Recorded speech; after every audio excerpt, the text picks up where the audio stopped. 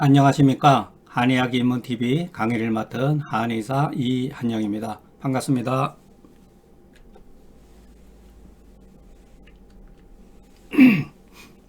오늘은 중경전서와 금계유락에는 수지위병, 요거는 뭐 간단한 글이니까 외우세요. 수가 병이 되면 수지위병을 자주 언급되었다면 기지위병에 대해서는 언급이 없었다는 사실을 보면 한의학은 수에서 기의학으로 발전한 사실을 알 수가 있습니다. 이게 당연한 건데 이게 금계요약에 나와요. 금계요약에 기지위병이라는 명칭은 없어요. 그때까지만 해도. 그러니까 고방은 수를 치료하는 약으로 발전했다. 그것이 후세에 기를 치료하는 약으로 발전이 됐다. 이 개념을 제가 이거를 무시하자는 게 아니라 이거를 우리가 망각을 했다는 거예요.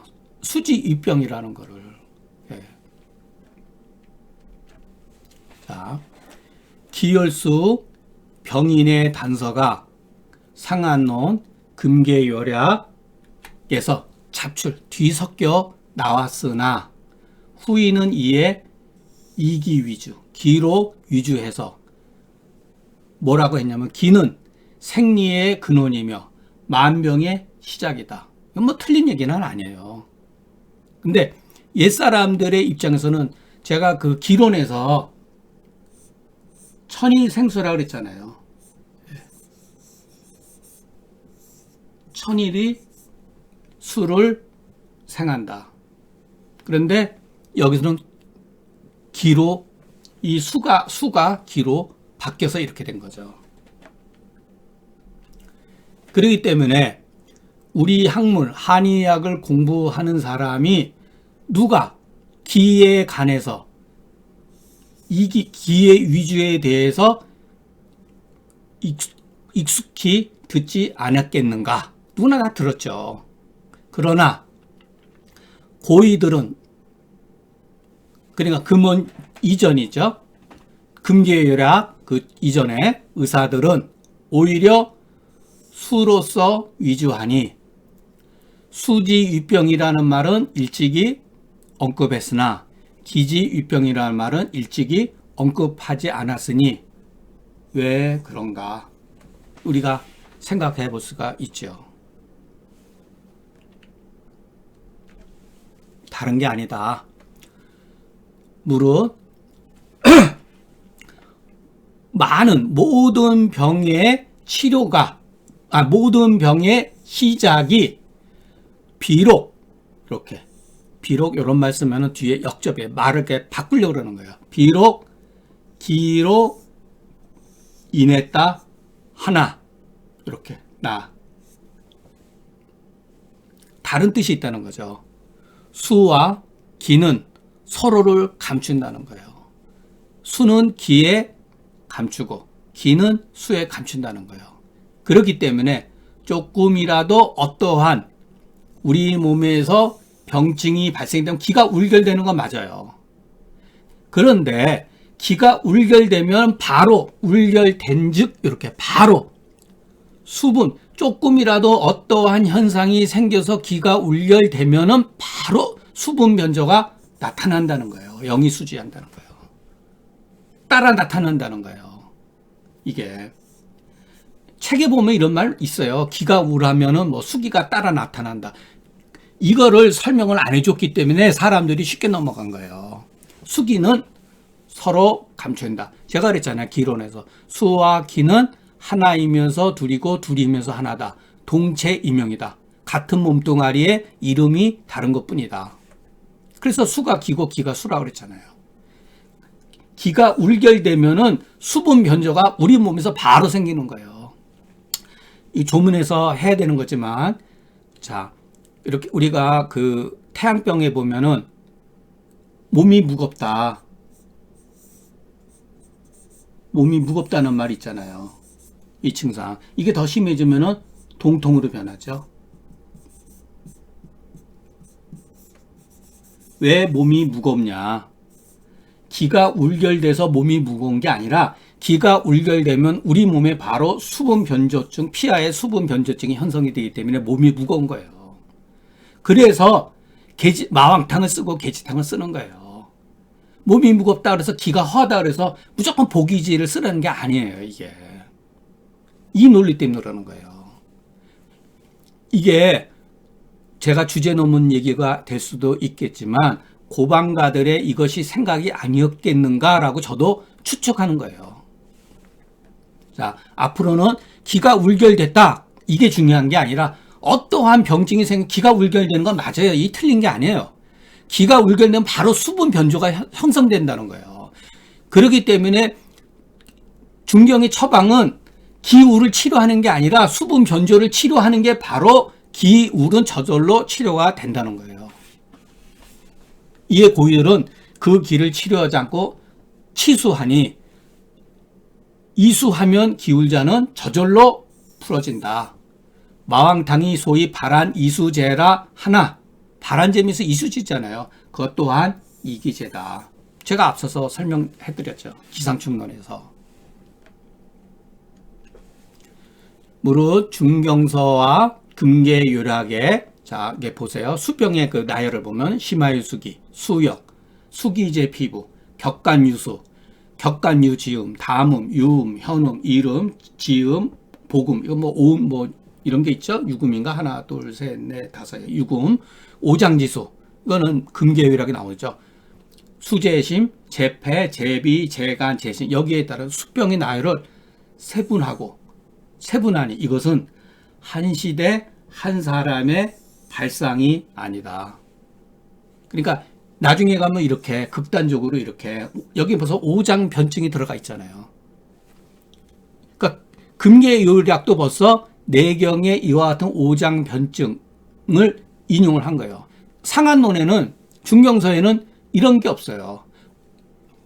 담음이다, 유음이다, 현음이다 이런 말이 없어요. 오직 담음이 어떠한 증상을 나타내느냐, 지음이 어떠한 증상을 나타내느냐, 복음 같은 경우가 대표적으로 진무탕증이죠. 네. 그 차이점을 이해하셔야 돼요. 그러니까 이와 같은 용어가 우리가 배우긴 배워야 돼요. 근데 중경은 이와 같은 용어를 쓰지 않았다. 오직 증상을 얘기했을 뿐이다. 네. 그러나 수병이 이만큼 발달돼 있어요. 모든 걸 다. 여기 기에 대한 건 없잖아요. 왜 그런가? 이거는 제가 해남자를 보다가 이 글을 봤어요. 이 글을. 특히 이 글. 대극은 해남자는 제가 그 자서에도 말씀드렸죠. 장중경보다 무려 한 400년 전 사람이라고. 해남자의 유명한 책이죠. 거기에 보면은 대극이 술을 제거한다. 깜짝 놀랐어요. 정력은 정력자는 부은 거를 치료한다. 그런데 사용하는데 적절하지 못하면 오히려 이에 병을 일으킨다. 요거 그대로 원문 제가 인용한 거예요.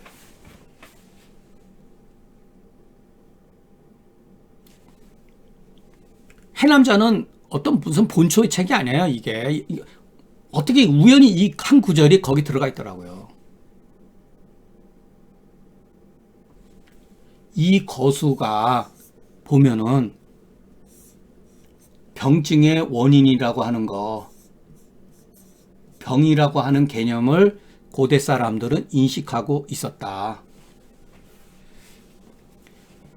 야기기국, 요거 몇 구절로, 4개의 구절이죠. 몇 개의 구절로 당시를 생각해 보면은 수지위병, 수가 병이 된다고 하는 것을 고인들은 이미 알고 있었다는 거예요. 그렇지 않다면 대극과 정력이 어찌 반드시 거수와 유정으로서 표출했겠는가? 아니까 이 사람들이 고대 사람들이 수분 변조로 인해 가지고서 몸에 병증이 생긴다는 것을 추측을 한 거예요. 물론 오늘날 관점에서는 많이 그 오해 소지도 있겠죠. 물론 염증 반응을 해서 수분 변조가 생겨요. 예. 하필이면 이와 같이 거수나 유종이래. 이게 우연히 이와 같은 용어와 개념이 나온 게 아니라는 거예요. 알고 있기 때문에 이와 같은 용어를 썼다는 거예요. 제가 알기로, 제가 뭐 조금 이렇게 얘기하면 자랑하는 것 같아서 뭐 죄송하지만, 제가 한해서적을 많이 본 건 아닌데, 이거를 쓴 사람은 아마 제가 인용을 한 사람은 제 글에 아마 처음이지 않을까 싶어요. 예. 거수, 유종. 예. 중경서를 보면 흉격지간에 축수 심고가, 이 수기가 뭉쳐서 아주 깊은 거는 대극과 정력이 아니면은 이 축수는 제거가 되지 않는다는 거예요. 복룡과 택사 가지고서 흉격간에 이 축수가 심고하게 굳어 있는 것은 대극과 정력이 아니면은 치료가 안 된다는 거예요. 이게 바로 제가 말씀드린 이수제도 양력이에요. 약에 미치는 영향. 복룡과 택사, 백출도 병위에 따라서 치료가 되지만 이와 같은 이수제도 병위에 따라서 어떤 그 강도에 따라서 치료가 미치기도 하고 미치지 못한다는 것을 이 사람들은 알고 있었다는 거예요. 대극과 정력이 비록 이렇게 했잖아요. 비록 축수증이 아주 뛰어나지만 수기를, 요거는 물리축이죠. 수분에 정수된 것을 아주 빨리 잘 제거를 시키나 적절하게 사용하지 않으면은 수병을 고치려가 도리어 더 약독에 해를 입는다. 이게 바로 근데 명현 증상이 있어요. 그리고 일찍이 많이 경험하지 않았다면 어떻게 대극과 정력이 축수한다는 사실을 알 수 있었으며, 과용하지 아니었다면, 남용하지 아니었다면, 과용하지 않았다면 어떻게 그 약독의 맹렬성을 이해했겠는가. 제가 몸이 한 3년 전인가 4년 전에 뭐 굉장히 나빴었어요. 거의 뭐 죽을 정도로 막 등이 너무 아프고. 그런데 그 어떤 그 친구 모임에서 후배가 이 정력자로 그 만들어 놓은 환약을, 그래서 내가 한번 먹어야겠다. 내가 지금 너무 안 좋아. 그래가지고 제가 한 4개월을 먹었는데 몸이 굉장히 많이 좋아졌어요. 그런데 어느 정도 치료가 되다 보니까 이 약을 먹으면 막 밤 10시에 먹으면은 한 새벽 2시쯤에 막 속이 막 미식미식하고 정신이 하나도 없어요. 어지럽고. 그래가지고 뭐 화장실에 뛰어가가지고 막 구토하고 거의 막 그 속에 있는 그 물이, 그냥 뱃속에서 물소리가 구룩구룩 하면서 전부 다 배설을 하게 되더라고요. 근데 배설하고 나면은 항상 시원했어요. 뭐 말끔하게 아주 그냥 다.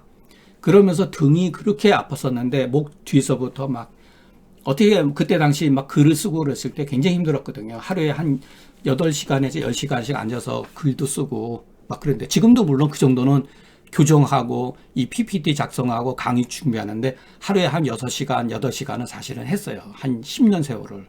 그러니까 병이 막 누적이 되었는데 이 약을 먹고 정말 지금까지 잘 견뎠어요. 그 뒤로는 솔직히 해서 무서워서 못 먹어요. 냄새만 맞아도 막 그 구토증이 생길 정도로. 예. 그 약을, 그리고 제 아이들한테도 그거보다는 좀 부드러운 약 썼는데 상당히 많이 효과를 봤어요. 예. 그러니까 적절하게 쓰면은 굉장히 좋은 약이다.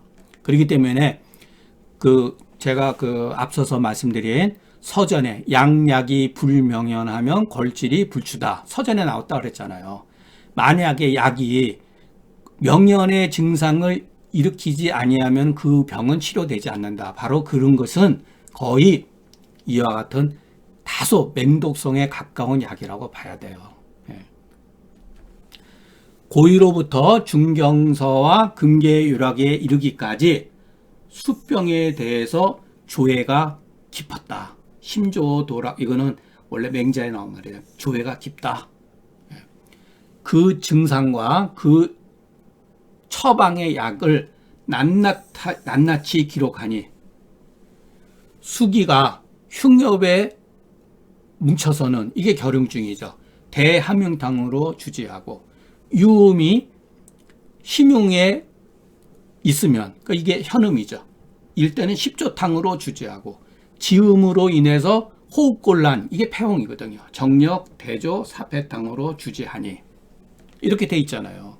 이 처방 공부는 뭐 각자 하시면 돼요. 그 기본적인 제 그 설명드린 방법론 가지고 그 각자 중경서와 금계유락을 공부하시면서, 아, 이런 건 이렇게 조심해서 보면 되겠구나, 이런 것은 배울 만하다라고 하시면 돼요. 축수방 중에 정력, 감수, 완화, 대극의 사용에 그 유래가 오래되었다. 소문 중에 이와 같은 단서를 우리가 볼 수가 있느냐? 소문 중에 없잖아요. 이와 같은 단서가 안 보이잖아요. 그렇기 때문에 중경은 소문을 계승한 게 아니라 옛날서부터 내려온 지르의 법을 계승했다고 하는 사실을 알 수가 있다. 그리고 제가 무조건 소문을 비판하는 게 아니라 우리가 보는 소문의 상당 부분이 중경서 이후에 편집되었다는 게 제 지론이에요. 일부는 소문의 일부는 중경보다 앞서서 있다 하더라도 상당 부분의 대부분의 글들은 어떻게 보면은 중경서보다 더 훗날에 편집되고 증액되었다는 것이에요. 예, 이거는 제 생각이니까. 이거는 틀릴 수도 있어요. 다만 확실한 고증이 아직 없다는 거죠. 자, 오심, 건구이에 신이 진진요, 의식 부두가, 심화비, 심하계, 미천, 두연, 심화영만, 혹천, 혹갈, 혹애, 혹계, 혹번, 혹리불토, 혹토이분리, 혹토리무한냐며. 수병의 이것은 가벼운 게, 가벼운 증상이 이렇게 많아요. 이것마다 다 또 치료하는 게 조금씩 달라요. 예. 토연말, 이건 뭐 진짜 오수탕증이죠. 막 엎어지면서, 예, 그 정도로 막 극심한 거죠. 숨도 못 쉴 정도. 색색거리고 막, 예, 눕지도 못해요. 얼마나 심한지. 이런 표현이 나중에 제가 설명했죠. 부도가, 이게 이와 같은 표현이 바로 병정이라고 그러는 거예요. 이게 병의 증상은 아니잖아요. 이런 게 병의 증상이지. 부도가 어떤 그 환자의 행동, 얼마나 심하면 눕지도 못하는 거예요. 예. 제하게, 배가, 이거 복진을 해야죠. 제가 복진을. 버떡버떡 뛰고, 분돈, 돼지가 그냥 막 미쳐 날뛰는 거. 이 피부에 근육경련이 일어나는 거, 진진욕벽지, 이것도 참 뭐 굉장히 뛰어난 문체예요. 표현력이 기가 막힌 거예요. 진진이라고 하는 똑같은 문자를 반복하는 것은 형용사라고 그랬잖아요. 그러니까 진진이 중요한 게 아니라 이 벽지가 중요한 거예요. 땅바닥을 발로 막 동동동 부르는 거예요. 이게 바로 이것을 형용해 준 거예요. 진진이. 심화만이 경통. 이건 다 복진해가지고 이 돌처럼 딱딱이 굳었다는 거 아니에요. 또 혀파통. 이 얼마나 아픈지 손을 이렇게 복진을 하는 데서 눌렀는데 못하게 딱 막아요. 그게 바로 그런 뜻 같아요. 제가 봤을 때는. 환자 가운데 물론 예민해가지고 몸에 닿으면 그냥 막 이렇게 부끄러움 타기 때문에 이렇게 그런 경우도 있지만, 통증이 심한 분들은 이 전중 부위에 손만 살짝 갖다 도 되게 아파요. 거긴 바로 부었다는 얘기예요. 예. 이게 주로 수와 열에 의해서 그렇다는 거예요. 예. 흉부에 있어서는. 그러니까 함흥탕 같은 경우를 쓸 수가 있죠. 이와 같은 조건에 있을 때. 만약 그렇다면 당신 말대로 그렇다면 수병의 증상이 왜 저렇게 다양한가? 본시 수기는 우리 몸에 기에 따라서 이렇게 저절로 이렇게 다 적당하게 이렇게 흐르고 배분되어 있는데 어떠한 원인에 의해서 기가 울체되고 열을 끼거나 또는 심한 고랭에 빠지게 돼서 조금이라도 이와 같은 병변이 야기되면은 수분 변조가 나타난다. 이 상태에 따라서 수분 변조의 증상이 다양하다. 근데 재밌는 말이 요 뒤에 가서 설명. 그렇기 때문에 어떤 경우는 수분이 유동하면서 발작을 일으키는 경우도 있고 어떤 경우는 정체되면서 축소되는 경우가 있어요. 혀파라든가 심하라든가 전중부위라든가 흉중부위라든가 유동되는 경우는 복부라든가 또는 피부라든가 이런 경우가 있어요. 그러니까 수기의 새가 이런 표현하면은 아이 저 사람 뭐 소설 쓰네 이렇게 할 수도 있는데 한번 그냥 좌충우돌하고 상충하박해서 그것을 능히 막지 못한다. 변동이 막 생기는 거예요. 요 말은 황한의학에 나와 있는 거를 제가 약간 각색해서 쓴 거예요. 요거는 어떤 경우는 혹 바깥으로 수기가 뻗쳐나가면서 상충하는 경우도 있고 바깥으로 뻗어서 하박하는 경우 이렇게 두 가지로 나타나는 경우가 있다. 또 어떤은 흉부라든가 심하에 내축이 되어 가지고 상충하는 경우도 있고 또 하박하는 경우도 있다. 나중에 증상에 우리가 조문 공부하면서 이거를 하면은 어느 정도 이해한다고 봐요. 어떤 경우는 이제 상충을 일으키는데 상충을 하면서도 또 아래로 내리쳐요. 수기가. 그런 경우도 있고 또 어떤 경우는 하박하면서 반대로 또 상충 위로 튀어오른다는 거예요. 그래서 수분 변조의 증상이 종잡을 수가 없다. 그러니까 우리 몸에 어떠한 변화가 생기면은 이게 다 잡병이죠. 이게 잡병이에요. 오늘 강의는 여기서 마치겠습니다. 다음 시간에는 수분 변조가 소재. 이게 병이가 이래서 중요한 거예요.